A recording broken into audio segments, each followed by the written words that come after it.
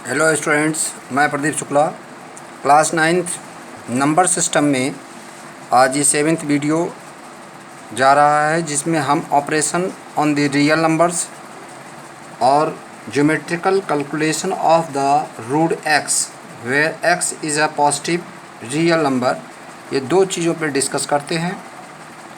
Operation on the real numbers में students में आपको ये जानना चाहिए, मैंने रेशनल और इरेशनल दो पार्ट बताया था रियल नंबर के। अब दोनों का कम्बिनेशन, जिसको हम लोग ऑपरेशन कहते हैं, मतलब कि अगर हम लोग रेशनल से ऐड कर रहे हैं तो हम जानते हैं रेशनल आएगा, रेशनल को रेशनल से डिवाइड करेंगे तो भी रेशनल आएगा, रेशनल से हम मल्टीप्लाई करेंगे तब भी रेशनल नंबर आती है। अब यहाँ पे बात उठती है कि अगर हम लोग रेशनल और इरेशनल दोनों को एक साथ अटैच कर रहे हैं तो क्या असर पड़ेगा। ठीक है, अगर हम लोग रेशनल और इरेशनल दोनों को अटैच कर रहे हैं, प्लस से, माइनस से, मल्टीप्लाई से, डिवाइड से, तो क्या असर पड़ेगा। साथ में इरेशनल और इरेशनल को अगर अटैच करते हैं एक दूसरे से तो क्या असर पड़ेगा। तो यहाँ पे 2-3 रूल्स हैं, इनको आपको याद रखना चाहिए, इससे आपको कैलकुलेशन करने में आराम मिलेगा। जैसे पहला रूल है, the sum and difference of the rational number and an irrational number is irrational.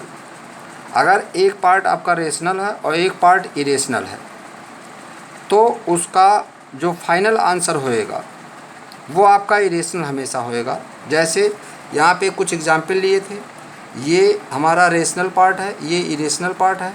ठीक, तो इनका डिफरेंस जो आएगा वो इरेशनल ही आएगा और इसको हम एज इट इज़ ही लिख देंगे 5 - √3। ये आपने देखा।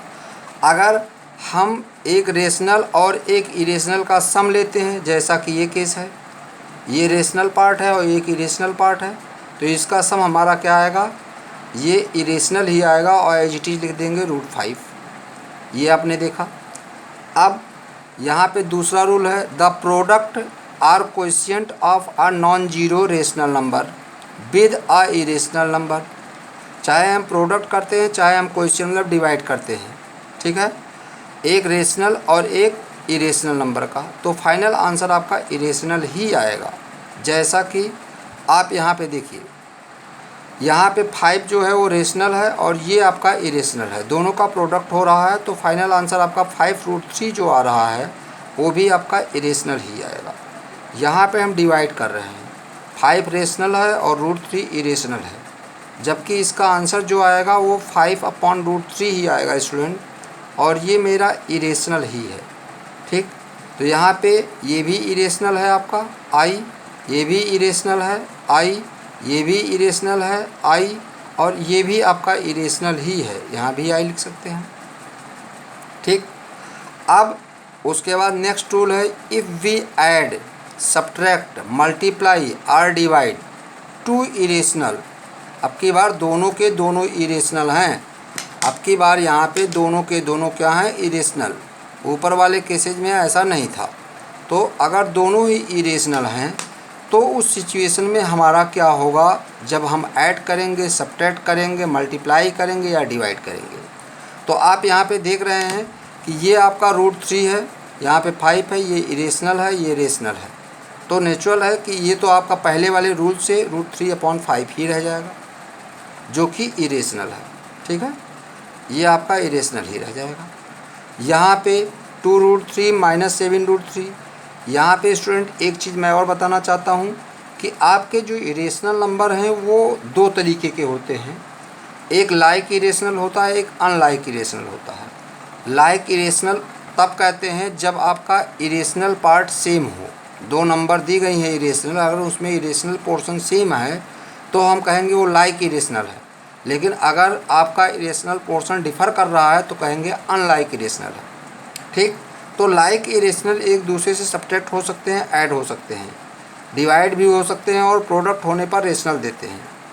लेकिन जब अनलाइक होता है तो ऐसा नहीं होता है। यहाँ पे देखिए, ये 2 टाइम √3 है और ये 7 टाइम √3 है, तो नेचुरल है 2 टाइम √3 से अगर 7 टाइम √3 माइनस करेंगे तो हमारा आंसर क्या आएगा, -5√3, जो कि इरेशनल ही है।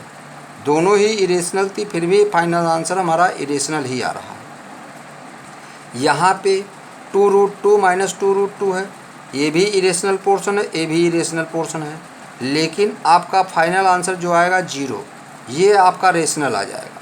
तो इस केस में आपने देखा कि दोनों इरेशनल है, फिर भी आंसर इरेशनल आ रहा है, जबकि इस केस में दोनों इरेशनल है और फाइनल आंसर क्या आ रहा है, रेशनल आ रहा है।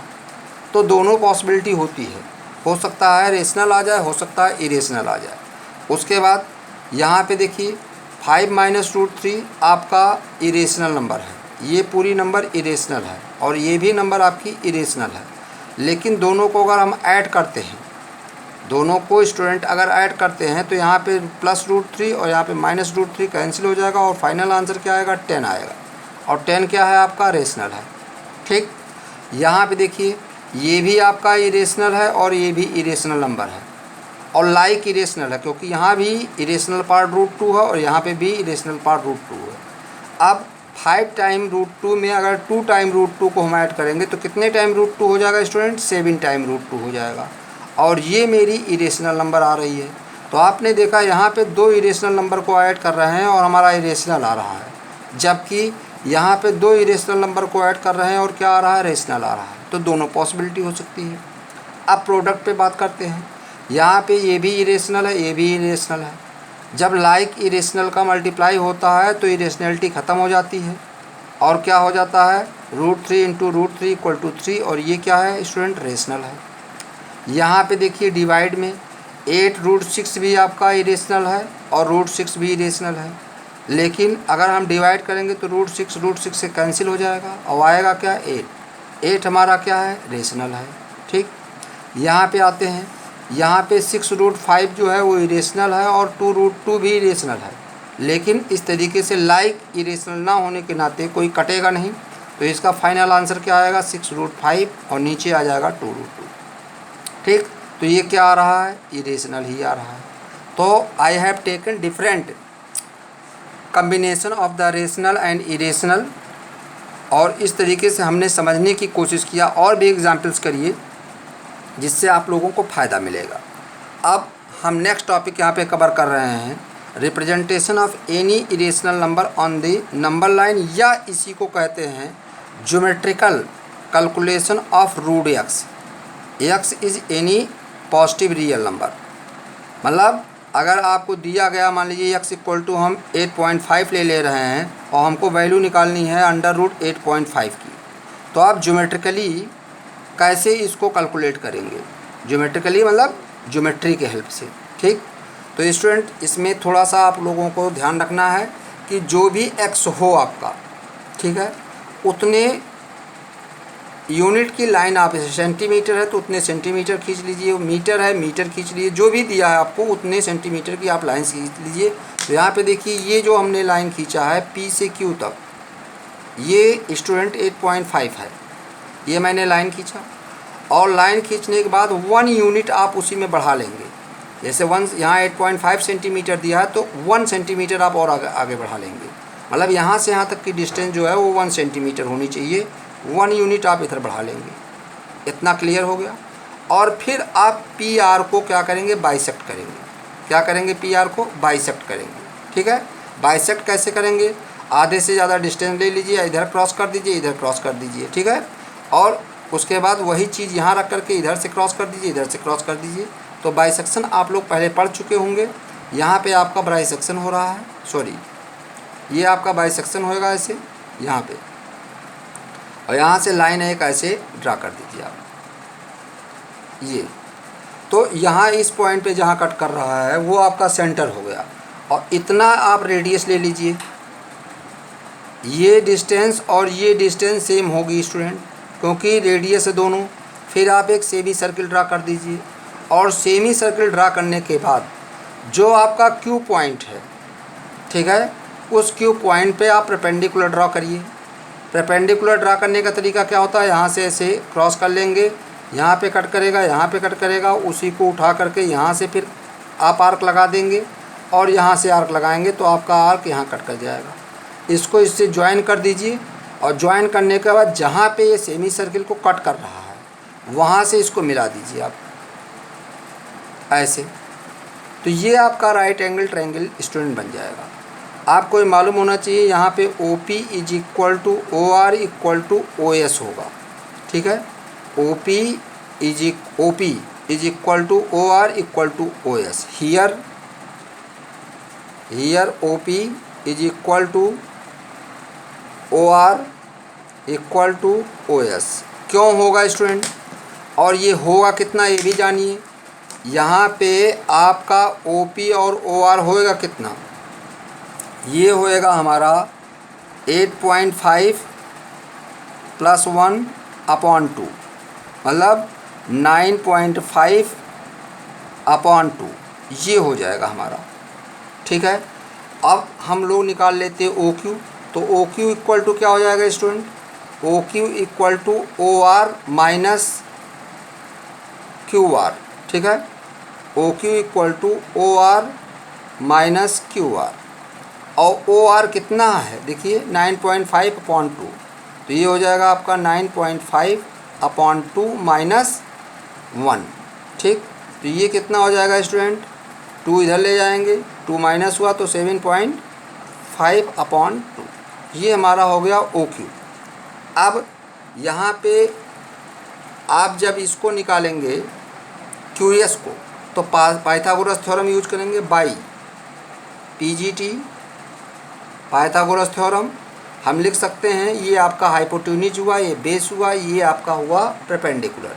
तो आपको मालूम होना चाहिए पाइथागोरस थ्योरम क्या कहती है, hypotenuse square equal to base square plus perpendicular square. तो O S square equal to क्या हो जाएगा स्टूडेंट, ओ क्यू स्क्वायर और प्लस क्यू एस स्क्वायर, ये हो जाएगा। ओ क्यू स्क्वायर है कितना, ये है 7.5 अपॉन 2 का होल स्क्वायर, और क्यू एस स्क्वायर कितना है स्टूडेंट, क्यू एस हमको निकालना है, और ओ एस कितना होएगा, ओ एस ये निकाला हुआ देखिए, ओ एस 9.5 अपॉन 2 का होल स्क्वायर। अब क्यू एस स्क्वायर को अगर निकालना है तो क्यू एस स्क्वायर यहीं रहने दीजिए, इसको इधर ले आइए, तो 9.5 upon 2 whole square minus 7.5 upon 2 का होल स्क्वायर।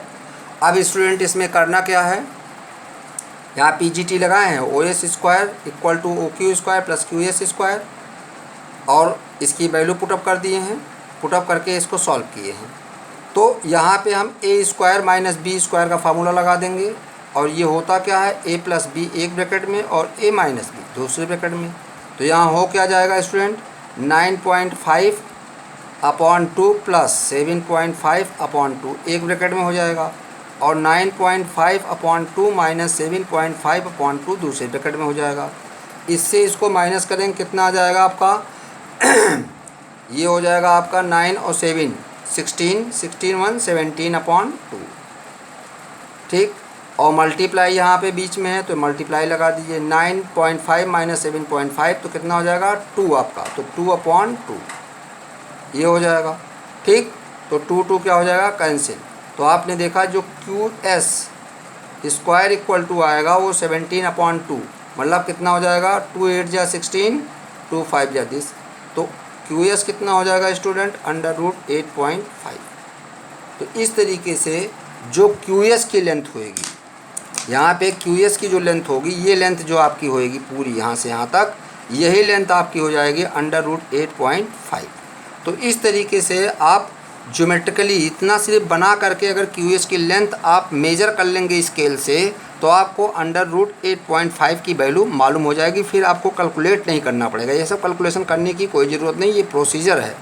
अगर आप चाहते हैं कि आप √8.5 का डायरेक्ट केवल अपने कंपास और प्रोट्रैक्टर के हेल्प से आप निकाल ले वैल्यू, तो आप इस मेथड को यूज करके बहुत आसानी से इसको निकाल सकते हैं। Okay, thanks.